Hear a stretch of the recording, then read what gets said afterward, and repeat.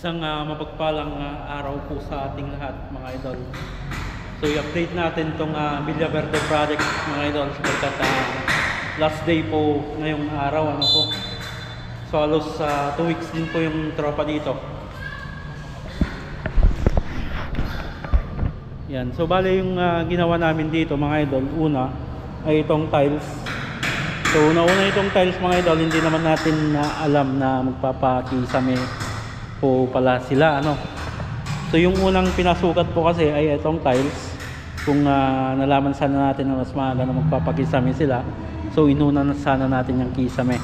So nandito na, mga idol. So doble ingat na lang para hindi natin madamage po itong tiles, ano po. So itong area ng tiles, mga idol, ay 162 square meter, ano po. So nung bumapagyo dito po yung tropa na nagtrabaho, ano, para kahit umuulan tuloy pa rin yung aming trabaho, ano po. So 60 po, 60 by 60 po itong ginamit namin ng tiles po dito na porcelain. Ito yung maselan na porcelain, mga idol, yung manipis. Minsan ito yung kinakatakutan ng mga installer na mabiling tiles, ano po. Ito yung manipis na porcelain na hindi tayo nagkakamali ay 8 mm lang po yung kapal niya.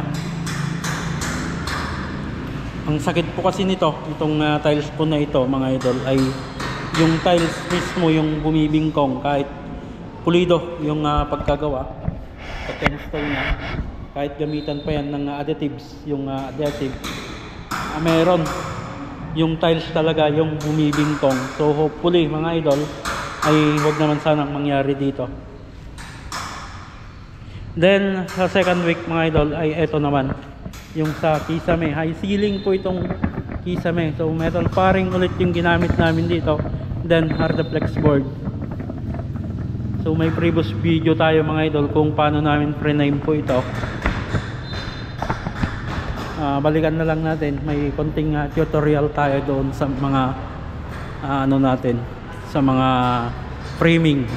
Then sa installation ng board, mga idol, so kita naman dyan, malapit yung mga blind rivet namin dito, just in case magpapintura ay hindi bibitak yung ating sa kisame. And then yung spacing nya ay 1/4 yung spacing ng board. Mahalaga po yan, lalo na pag nagpakisame na, nagpapintura na, I mean. Then yung butas doon, mga idol, ay soon pa siguro yan. Tinanong natin yung may-ari, ay huwag muna, sabi naman. Kaya ganyan na naka-open muna yan.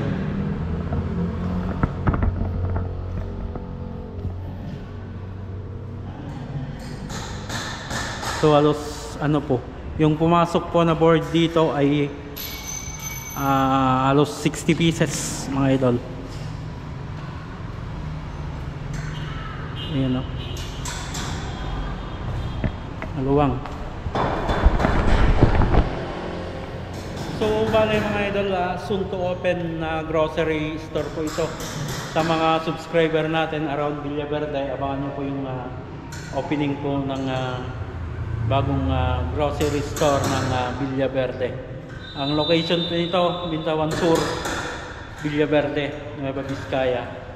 Ayan, mga idol, so bago natin tapusin yung video, ano, ay yung papasalamat po tayo ulit sa may-ari po nitong stall po na ito, sa tiwalang ibinigay po ulit sa atin. Thank you so much sa inyo. God bless you more. God bless yung bago nyo gasto. So hanggang dyan, mga idol, lagi tayong mag-ingat at God bless po sa ating lahat.